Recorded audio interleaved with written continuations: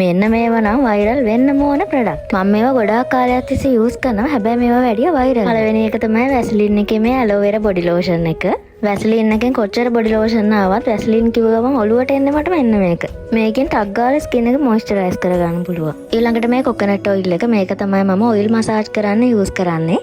ඒක නාන්න කලින් ගන්නවා නම් ඇත්තටම හොඳයි. මං හිතන්නේ මේක සුපර් මාකට් වලින් ගන්න පුළුවන්. ඊළඟට මේ ඔරල්ගා ලෝෂන් එක.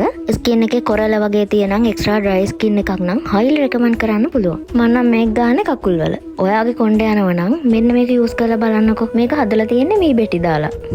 නෑ මේක හදලා තියෙන්නේ කීකිරින්දිය ඇලෝවේරා වගේ නැචරල් ඉන්ග්‍රීඩියන්ට් වලින්. කොණ්ඩේ යන කෙනෙක් නම් අනිවාර්යයෙන්ම try කරලා බලන්න. ඊළඟට මේ ස්පාසිලෝන් එකේ perfume oil එක. මේක වෙනම purchase කරන්න තියද කියලා නම් හරියටම දන්නේ නෑ. මාරම සුවඳයි.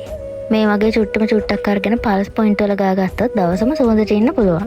ඊළඟට මේ පෙන්වන එක නම් මං හිතන්නේ ගොඩක් දෙනෙක් දන්නවා. හැබැයි මේක රීපර්චේස් කරන්න තැනක් නැතුව තමයි ඉන්නේ. මගේ perfume collection එකේ මම වැඩියම ආස එකක්. හරීම කාම් සුවඳක් තමයි මේකෙන් එන්නේ.